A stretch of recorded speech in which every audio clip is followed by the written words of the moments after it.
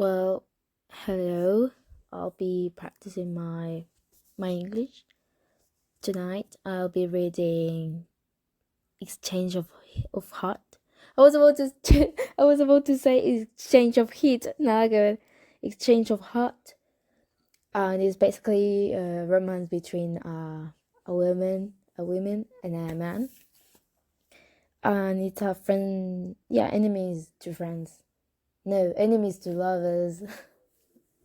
And I think they work in the same field. I believe they work as financial people. I actually don't know the exact name of that job, but I do know that they are very big enemies because of hot dog he ate and she wanted to buy, but he was the last one and he was the last one and she was very angry because she was very hungry. But um I started to notice that he makes some comments. Well, he makes some comments about her.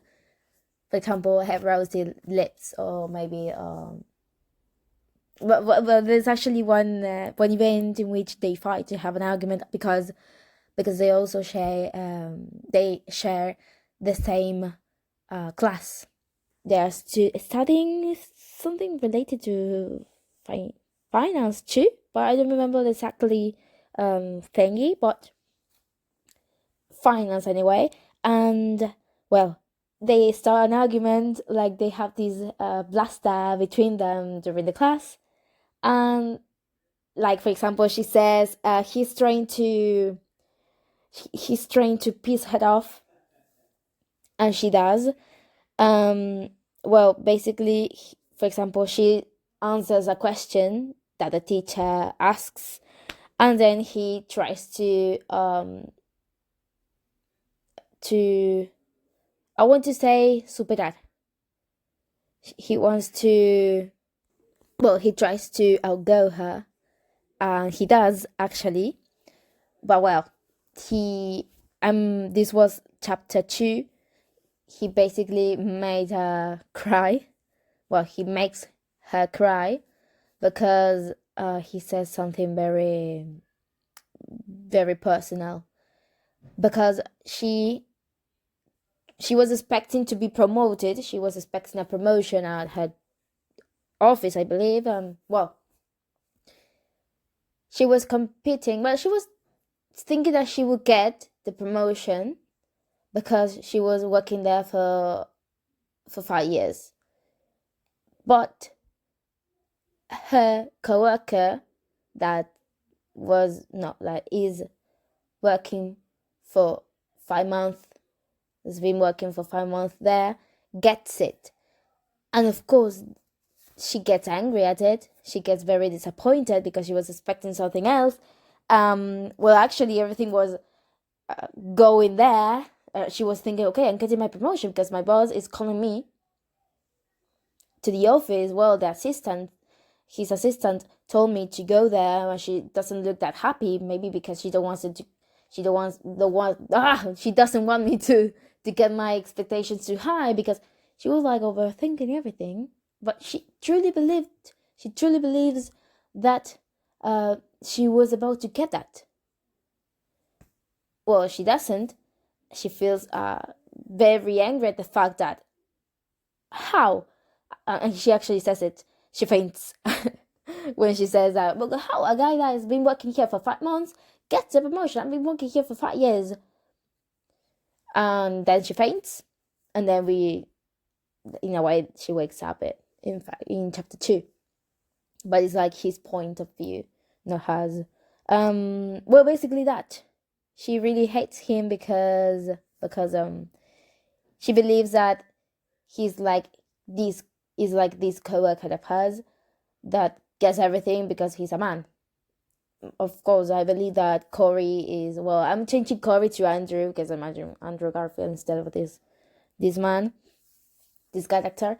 And well, basically, she hates them because they're man, because they are men. And yeah, that. And he hates her because it doesn't actually say why he hates her. I believe that he hates her because she hates him. Because for what I've been reading, he says like good things about her. He doesn't insult her parents, maybe her perfume, but the fact that he gets that her perfume is citrus speaks volume about him. Like, is I believe that it doesn't actually bothers him.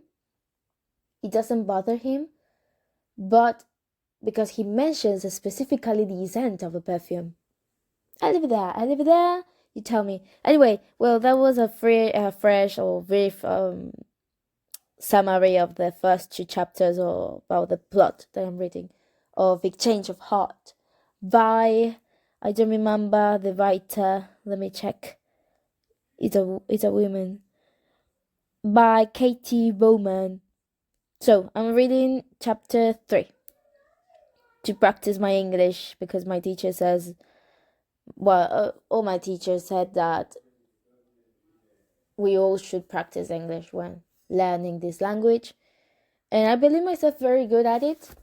But when reading, I tend to, I know I can make it sound better than it already does. So I'll start reading chapter 3. So if you hear some kind of mistakes or mispronunciations or whatever, I am not English is not my first tongue. Spanish is my native language. So I might have this accent all over my reading, my speaking also. But anyways, I may also make some comments in Spanish because of surprise of as I read. But that disclaimer. Let's start. Chapter 3. Now we got Noda's point of view. My claw-bent fingers gripped my laptop, pretending it was Andrew's head as I slammed it closed. I snatched my phone from my bag and jotted down some items to pick up from the store on my way home. Duct tape. 2 underlines. Next week, I stumble and slap a strip of it to the hairs on Andrew's arm like the junior he made me out to be. Because he called her a junior. She was making a comment in class, and then he said she was making this comment in class, and then he said, well, don't worry if you don't know it. A junior like you shouldn't know that yet. And then she mumbled something like, I am not a junior. And then he saw her crying after leaving the classroom. I continued reading. I know he was troubled from the moment he stepped into the classroom on our first day earlier this year and sat in the chair I'd been eyeing.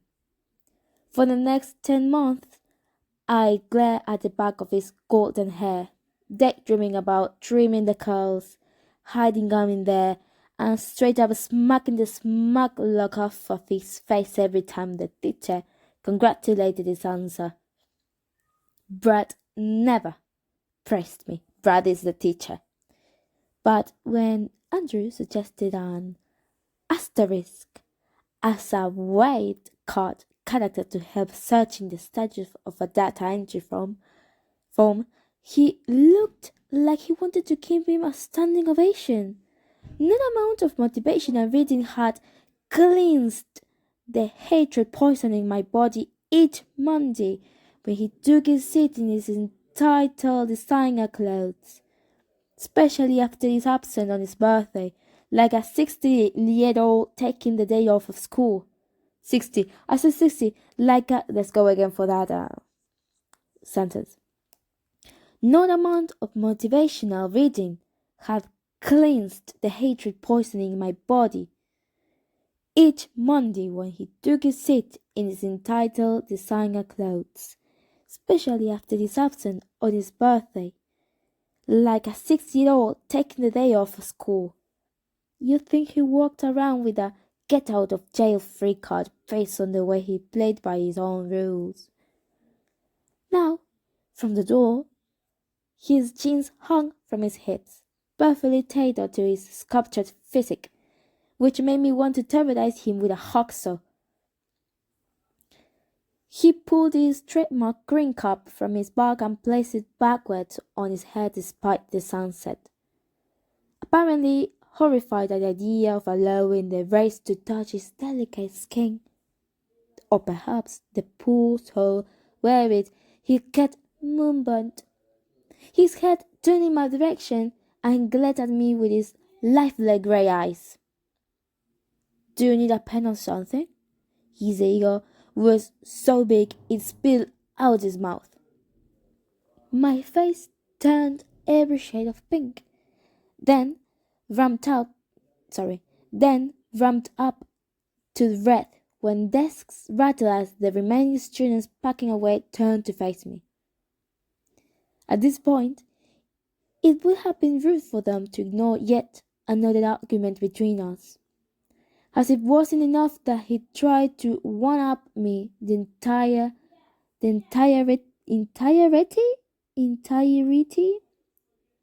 I don't know, I'll look it up. Of that last session. Now he tried humiliating me before I finished packing to flee the classroom. I don't think so. Let's go again for that one. As if I wasn't enough that he tried to one-up me the entire of that last session. Now he tried humiliating me before I finished packing to flee the classroom. I don't think so. Actually, yes, please. Mine ran out of ink. A crappy lie. I couldn't flush my pride down the toilet without a fight. Staying out for this advanced diploma had turned out to be the worst decision. I cursed myself for not thinking my diploma of finance was enough. I couldn't back out though. My mother was delighted that I grabbed the idea by the balls, her words, not mine. I helped complete the form of my firm before she'd dish out the cert. She'd harped on about how this would solidify my resume and help me climb the ranks. And that little motivator was all it took for me to arrive to class on time to continue building a life that didn't rely on a man. So my life would not turn out like hers. Bueno, en esto discrepo, hermana. Yo la gana de que me mantengan es impresionante. After all, when your single mother insists she wants the best for you, you commit because the woman who gave you life, along with every ounce of support you ever wanted, deserved that kind of love and commitment. Even if her husband hadn't followed through and failed, Even if her husband hadn't followed through and failed to ever contact me or my twin brothers again. Even if her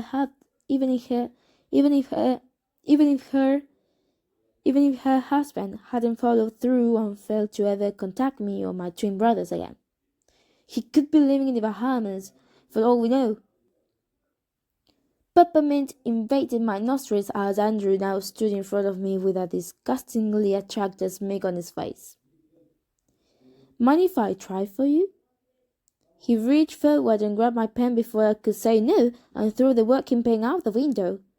A smooth black line marked the top of my page, followed by a satisfied raise of Andrew's eyebrow. Huh, seems to be working fine to me. No, pero estos son dos tontos, porque, por favor, a ver, ella, que le dice eso. She says this, right? She says, oh, my pen is not working. And then you got this other dummy going just to where she was standing, and says, and tries to truly try to try the pen. He tries the pen, and it works. No. Entre los dos nacen uno. These two people share the same neuron. I don't know. Where did I stop reading? Ah, here. Well, it wasn't working before. I snatched my pen back from his fingers, which were as cold as hole. His peppermint scent left as quickly as it arrived, and when I dropped my shameful gaze, I noticed the time on my phone. My boss was due any minute. Fumbling with my textbooks, I pulled them into a shambolic pile and stuffed them into my bag with no time to zip it up. I shoved my ancient laptop under my arm and raced out past Andrew. By the time I made it to the bus shelter, the bus was nothing more than a speck in distance. To make matters worse, Andrew's voice echoed down the street behind me. I've got your book. Oh no, but I know que cringe. This is so cringy. I mean, she tries to be like really, really rough. No, rough. No, it's not the word. She tries to be tough. She tries to be a bad girl, let's say, and then she messes up, and then he tries to. I need his POV because this is so funny. I mean, it's so funny between them. It's fun because she tries to respond to him, then he responds, and in some way he shows her that her responses are not like they can't surpass each other. She does something, then he does another thing, and they both like it feels like they are Tom and Jerry. Okay, let's keep reading. Why? I moved closer and snatched it from his hands. It fell from your back when you ran out the door. Well, yeah, well, I was going to miss my bus, which I ended up missing anyway. I frowned at the empty road. Ah, bummer. He didn't sound sorry at all. If anything, he desperately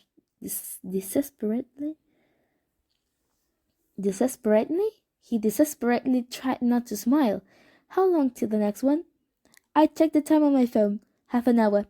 I slammed onto the metal bench, ignoring my rumbling stomach. Corey's gaze didn't lift from my hunched shoulders. I could tell from the lurch in my stomach and shiver down my spine, the sensation of being watched that turned my body into an utmost ward. I pulled out my phone and typed a message to Haley. If I died over there, at least he'll be the first murder suspect. I can give you a lift if you like. The words rushed from his mouth like a freight train. My fingers paused and I lifted my head. A lift from you? No thanks. Light droplets tapped the tin roof above us and he shuffled his weight inside the bus shelter, waiting for me to change my mind. I glared at him, mortified by his very existence. I said no thanks. Not even the boyish charm of his ripped jeans and backward hat could save him from the judgment. I cast it on him. 0 tons I'll get in the car with that conceited? Well, and she swears. The tapping on the tin roof turned to pounding as a rumble drummed through the sky, followed by a sudden flash. I slid to the back of a bench, trying to angle myself away from the rain invading the shelter. Corey pulled a business card from his wallet and held it in front of me. I don't need any Tupperware or whatever hell you're selling. I snapped. Well, it was snapped voice. I don't need any Tupperware, whatever the hell you're selling. I snapped. First, I had spent the entire class being shown up by yet another man in a position I can't seem to get to. Then I had to miss the bus. Now, he wants me to see his BIP business card? Give me a break. Corey's laugh was annoyingly musical, like the opening beats to a hit song. It's to show you I am not a serial killer or anything. Even serial killers have jobs, I stated. Obviously. How else would they afford the kryptonite they need to kill and hide the evidence? The evidence. Let's go again. Even serial killers have jobs, I stated. Obviously. How else would they afford the equipment they need to kill and hide the evidence? He laughed harder. Nora, please let me give you a lift home. Or at least some money from an Uber. It's dark and wet, and you don't look like you've even been in a fight in your life. Being out here tonight seems like a terrible decision. I lifted my legs and wrapped my arms around my knees, trying to avoid the rain reaching for me. I don't need thunder roared loud enough that both of us jumped. I snatched my bag from the bench and raised my finger so close to his face he must have thought I must jab I must jab I must jab his eyeballs because he winced and squeezed them shut. Fine, but don't get any ideas. I'm not afraid to break your nose. I doubt he believed tiny arms like mine could I doubt that I doubt he believed tiny arms like mine could do that, but he knew better than to point it out and instead graciously led me to the car park. We stopped in front of a white Lexus because of course he drove a high-end car that managed to shine through the rain. She's a hater. You know, she hates everything. She hates even a car. He held the passenger door. Oh, what a gentleman. He held the passenger door open while I slid my wet ass onto the leather seat, only closing it once I put the hem of my blue dress in. I might have considered him a gentleman if he wasn't so aggravating. Aggravating? Where do you live? His seatbelt stretched across his chest, likely built from protein shakes and weights. I'll direct you. I stared straight ahead, refusing to meet his gaze. What was I thinking? What was I thinking? He muttered. 2 minutes down the street, I gasped and turned to face him. My seat is getting hot. Too hot? He made to reach forward and turn the heating down. No, perfectly hot. I thought I'd never have feeling my ass. I'd never have feeling in my ass again after the numbling of that metal bench. I wanted to be mad that he owned a car with seat warmers, but right now I was grateful. We're going right at these lights, by the way. Okay, I'll go again. No, perfectly not. Perfectly hot. I thought I'd never have feeling in my ass again after the numbling of that metal bench. I wanted to be mad that he owned a car with seat warmers, but right now I was grateful. We're going right at these lights, by the way. I pulled the visor down, then snapped it shut and looked side to side. My fingers jittered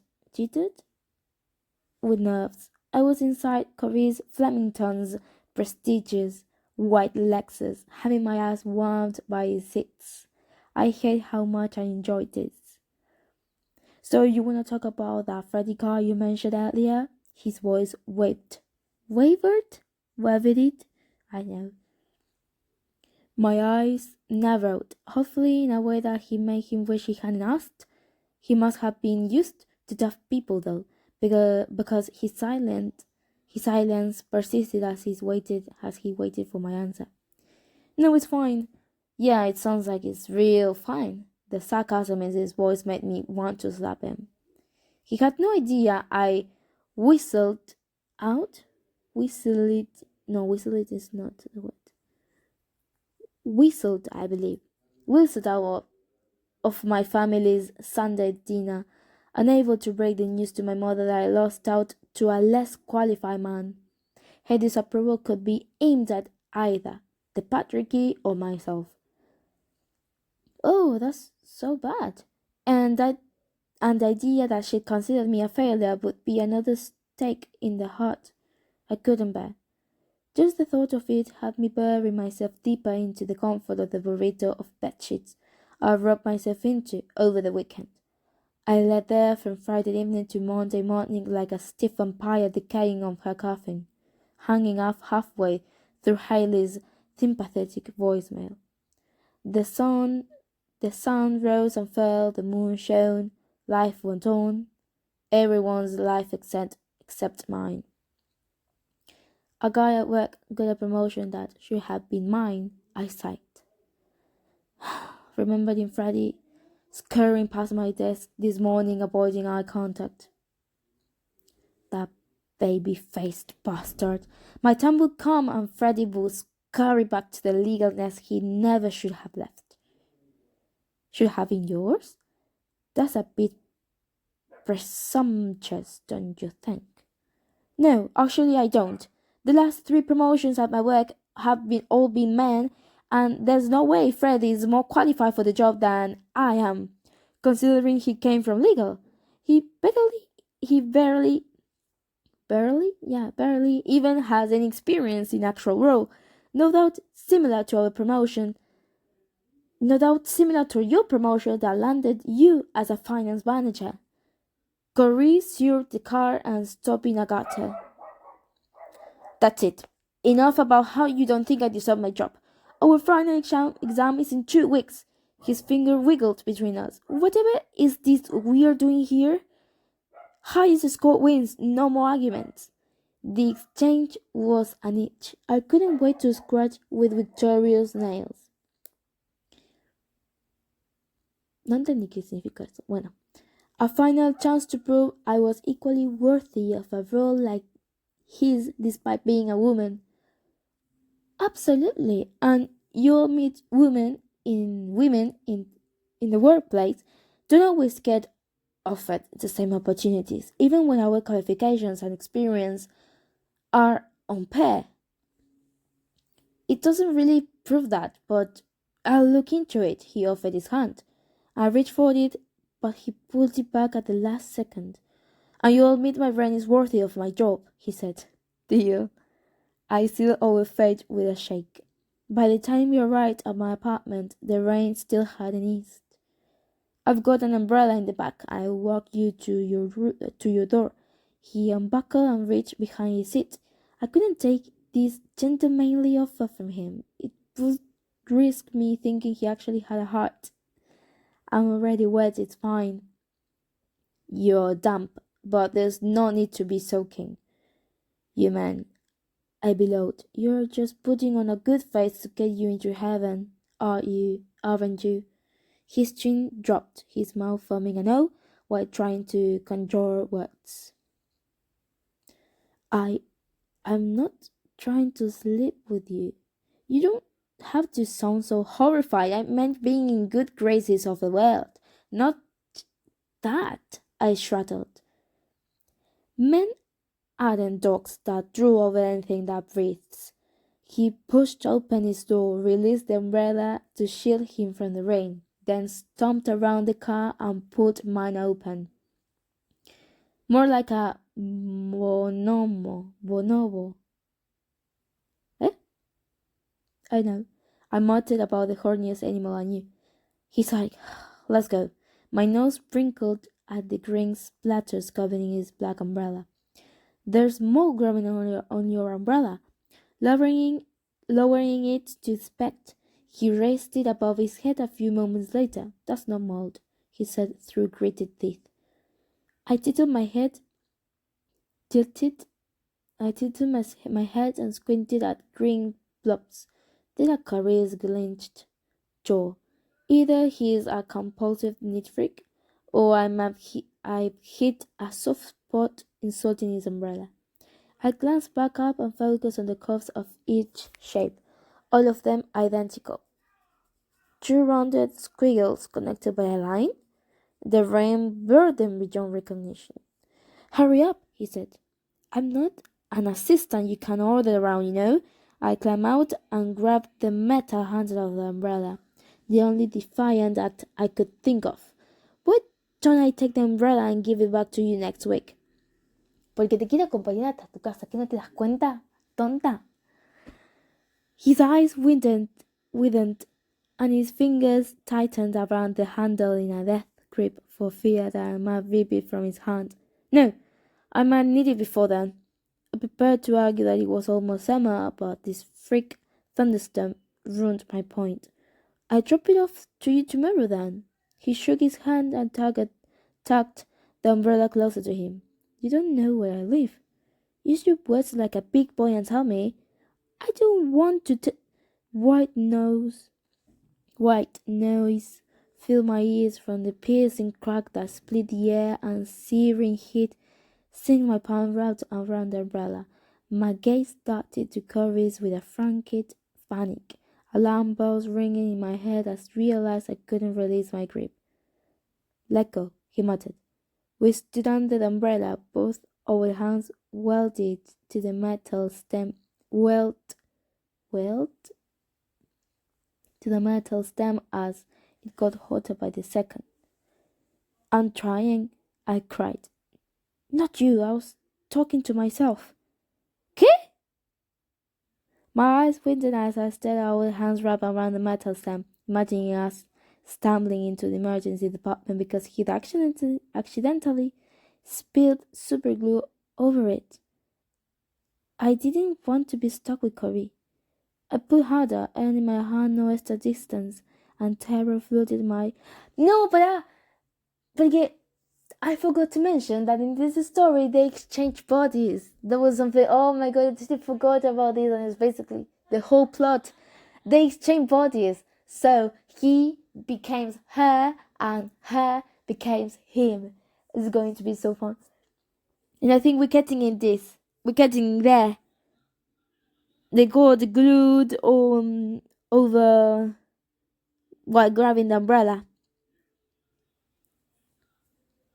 Just as I reconsidered sawing his hand off, we were released and stumbled onto our asses, while the umbrella fell to the ground between us. I inspected my scorching palm where a single red line curved from my middle finger to my thumb in front of me. Corey stared at the identical mark on his own palm. What was that? He asked. I shook my head, a million explanations running around my mind in a panic. Are you okay? He reached. Oh, that's so sweet. He reached out for the umbrella, hesitated, then left it on the ground. Neither of us were game enough to risk another electrocution by touching it. I stood and straightened my dress, then brushed my drenched hair from my forehead. I'm fine, thanks for the ride. I see you next week. I climbed the 5 flights of stairs to my apartment, staring at the mark on my palm. How long would it take for the physical reminder of that strange experience to disappear?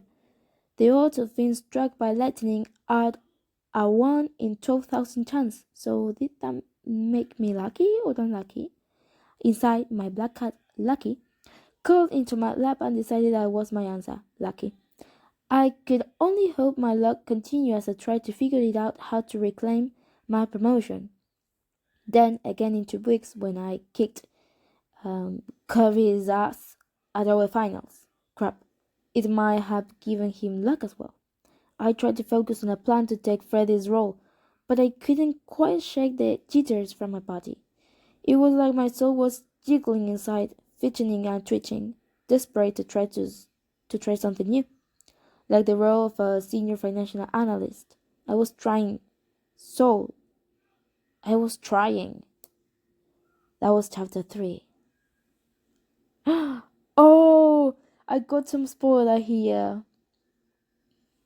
He became her, and her became him. So it was a good chapter, very fun indeed. I hope my English has gotten better with this reading. So I'll be reading chapter 4 for myself, and then I know in what chapter I might come back. But I do a brief summary before starting my reading. Well, hope you enjoyed my reading.